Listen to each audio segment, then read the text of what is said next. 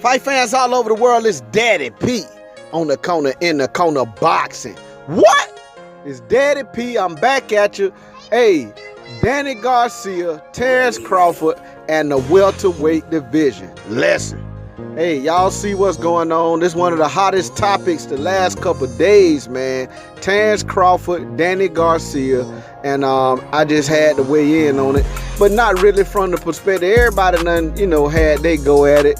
Most of the big time YouTubers, as far as, things that was said between Terence Crawford and Danny Garcia. Y'all know Danny Garcia did an interview about a year ago. He was kind of dumping on Terence Crawford, not really dumping on him, but basically saying how, questioning his pound for pound ranking, by popular demand, and how, he had done what he had done at 140, and, the question to him was, why hadn't he gotten the same accolades? But y'all know the welterweight landscape right now. Terence Crawford is the WBO champion, a new champion. Y'all know that Keith Thurman still holds that WBA super. And then, Errol Spence Jr. holds that IBF. Now, Sean Porter and Danny Garcia will be fighting for the WBC title. And, that's happening on September 8th. Everybody knows that. And, hey, it is what it is. But, in reference to, and I saw the interview that those guys, everybody keeps speaking of when Danny Garcia, was talking about how, hey, his resume at 140 and Crawford didn't do the stuff he did, didn't fight the level of opponents he fought at 140. Now, I will give Danny Garcia credit for this. When he was at 140, the division had more players there than when Terence Crawford was there. I will give him that. And Terence Crawford say he give him credit only for Amir Khan. I give him a credit for Amir Khan, and I also give him credit for Lucas Mathis. Because at the time, as everybody know, Lucas Mathis basically was a beast in that division. And I remember the fight particularly. I watched it live. It was on the undercard of Mayweather versus Canelo. And that fight was the best fight on the card, really, to me. Because the Mayweather-Canelo fight wasn't about nothing. Mayweather straight mopped up the ring. You know what I'm saying? He made Canelo looked like a real novice. Canelo had no answers for anything Mayweather was able to do, and Mayweather just made him look silly. Mayweather made Canelo look like he did not belong in the same universe as he did, much less the same ring.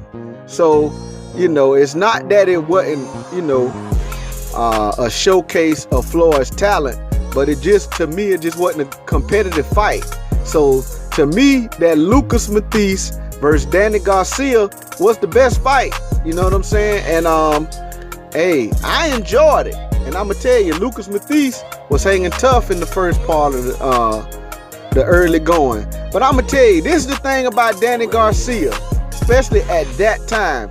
He always found a way to win the fight.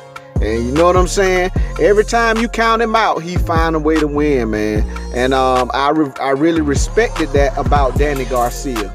Now, where I taper off from his, the hoopla of Danny Garcia is, I think everybody know, and I think I'm gonna go ahead and put the link in the description. I was on somebody's page earlier today that was talking about a little bit about this, and I did post this link to Dan Rayfield's article about Al Heyman on Danny Garcia's behalf now paying step aside money to Victor Postal. You know what I'm saying? I think that, this is my opinion, I believe that Danny Garcia should have fought Victor Postal instead of fighting Lamont Peterson, which he fought, if y'all remember, he fought Lamont Peterson at a catch weight. It wasn't at 140. And I believe what he really was trying to do was get himself, you know what I'm saying, used to, because he wanted to go up to 147. So, you know, that was kind of like a little thing, get his feet wet going over 140, not having to make the full 140, you know, weigh in. He had a little more liberty. He had a few more pounds, so he didn't have to lose. And, you know, see how his strength was and see how he take punches. You know what I'm saying? And I think that's what that was about. But I think it would have been a better fight for his legacy if he would have went ahead and took care of Victor Poster. Now, hindsight is 2020. But I'm going to tell you this. I believe Danny Garcia would have found a way to beat Victor Poster. My personal opinion, I think Danny Garcia could beat Victor Poster. The problem is Victor Poster had, at that time at 140, his name was growing. And that was the fight that, you know what I'm saying, everybody was wanting to see. Victor Poster and Danny Garcia. Danny Garcia danced around that fight. Victor Poster was his mandatory. He paid him step-aside money. And instead of fighting him, he promised that he would come back and fight him, but he never did. You know what I'm saying? He paid him step-aside money to say, hey, man, let me take another fight and I'll come back to you. But it was supposed to be a show of good faith.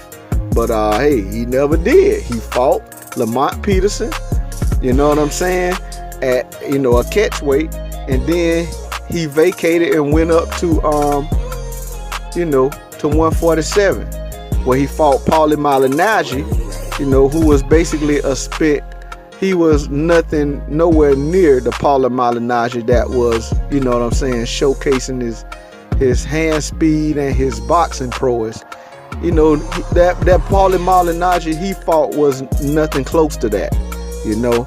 But he fought him, and then he was blessed to get in the ring with Robert Guerrero for the WBC title. And I believe that's what Terence Crawford was alluding to on his social media when he was saying that I wasn't given the belt, I fought a champion.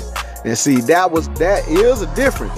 He fought a guy in Robert Guerrero who had did nothing to warrant being able to be in a ring for a WBC title fight. But they put Danny Garcia in there with Guerrero to fight for a vacant title, for the vacant WBC. Which, man, look, y'all will tell me, if somebody can tell me what did Robert Guerrero do to deserve to be in there for a WBC vacant title? What did he do? That was it was a gift. I agree, that was a gift. Now, I heard somebody else say that Terence Crawford got a gift, but I beg to differ. He had to fight an actual champion. Now, I'm gonna tell you what, and a lot of people probably look at it like this: a champion that won a controversial title, and I agree with that. Now, I agree with that. Jeff Horn won a controversial title versus Manny Pacquiao,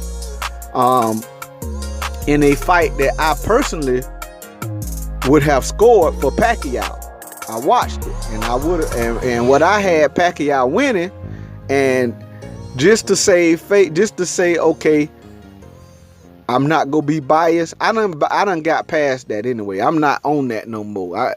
It is what it is, and I'm gonna tell you my personal opinion. In hindsight, Manny Pacquiao, with the skills he possessed, should have been able to separate himself from Jeff Horn and leave no question. But Jeff Horn made it a close fight. You know what I'm saying? Now, you ask me 100 years from now, I'ma still say, to me, Pacquiao won that fight. But I'm past that, and I still believe he won the fight. But at the same time, you know, hey, I got to say, you know, with the skills that Manny Pacquiao possessed, he should have separated himself in a way that would leave no doubt that he won a fight against a guy like Jeff Horn.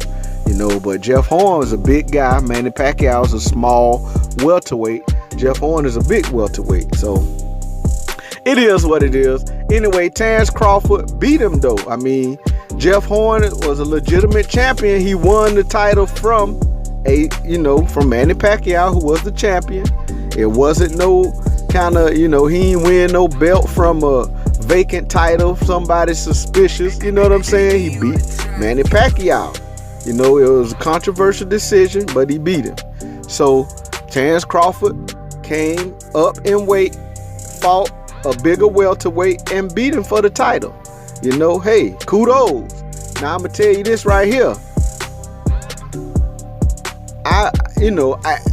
It's neither here nor there. We can go on and on. Different people's perspective would say different things concerning Terence Crawford and Danny Garcia. The thing that I believe, this is just my opinion, and I ain't got to be right because I ain't got no sponsors that I got to please, and I ain't got no big corporation behind me that I got to adhere to. So I can give my opinion and say, hey, if you don't, whoever don't like it, just don't like it. It's my opinion, and I respect other people's opinion. So anyway, Terence Crawford, Danny Garcia, yes, at 140, Danny Garcia's, you got to say his resume is better than Terence Crawford, because at 140, it was really, a player's game right there when Danny Garcia was there.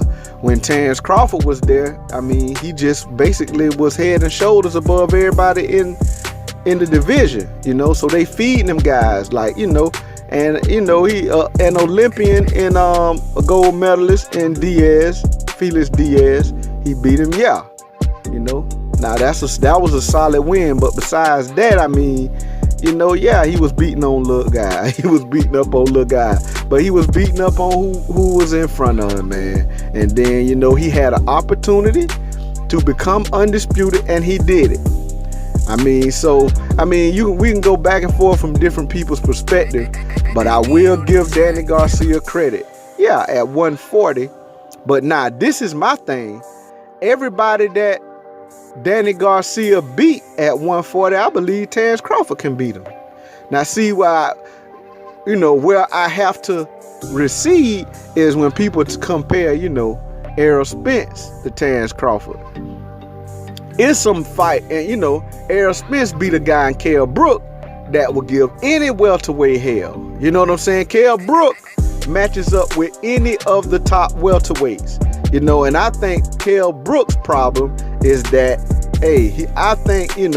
I understand the money grab, and people look at Triple G like, oh, that ain't no money grab. No, but that's the best payday he could get. You know what I'm saying? He done got ever. So, it is. Well, obviously, it was a money grab. He made more money on that fight. What other fight he made more money than he made with that fight? Okay, so Triple G, yeah, it was a money grab. I understand that, but as far as your career and your legacy, that was a stupid move, man. It's so much work at welterweight. Kell Brook should have stayed there, because I don't care what nobody say. We will never know how good Kell Brook actually was or would be even now at welterweight, because he went up and fought Triple G. Now he damaged goods. And I'm not taking nothing away from Errol Spence. Errol Spence went to work and did what he was supposed to do against Kell Brook, went in his backyard. So hey, I'm not dumping on Errol Spence, but I'm saying Kell Brook made he made a stupid career move. That was it was not, and the money that you made extra besides, you know what I'm saying? Now what you gonna be able to make is nothing to me compared to what he would have been able to make if he would have stayed at welterweight and campaigned there. You never know how good Kell Brook was or would have been. But he went up, he has damaged goods ever since he fought Triple G, and then he's definitely damaged now. Because you got to say, man, hey, like I heard Ego say, man, that takes a chip. I think that was Ego saying, he was talking about Lucas Mephisto. But yeah, when you take losses like the one he took against Triple G, and definitely against Errol Spence, where the man came to your house from across the pond and and stop you for your title, you know, that eats away at a fighter's confidence. You know what I'm saying? I don't care what nobody say. So yeah, you know what I'm saying? You know, Kell Brook now, man, I don't know. Even if he came back down to welterweight and fought, I don't think he would be the same fighter as when he fought Porter. You know what I'm saying? He outsmarted. And I don't call that Porter fight with Kell Brook. To me, no, it wasn't a controversial decision. It was a close fight that Kell Brook walked away with because he was able to outsmart and outwit Shawn Porter. You know? But anyway, man, I'm going to tell you this right here. You know, Errol Spence Jr. right now, to me, is the top dog at welterweight. That's my opinion. Like I say, I ain't got to be right. You know what I'm saying? I ain't got nobody backing me. And as far as skill is concerned, and activity, I'm gonna have to go with Terence Crawford to be next in line. Keith Thurman, I got a lot of respect for him, but you know, he just ain't been active. So I mean, I don't even know how the WBA is still holding him as a super champion. So I don't know, man. Hey, but Errol Spence to me and Terence Crawford are the men to beat at welterweight. Now, nobody holds that WBC, but we'll wait and see, you know, and how they win. Whoever win this fight between Danny Garcia and Shawn Porter, and depending on how they win the fight, you know, hey, that'll be to determine where they lie in the welterweight division.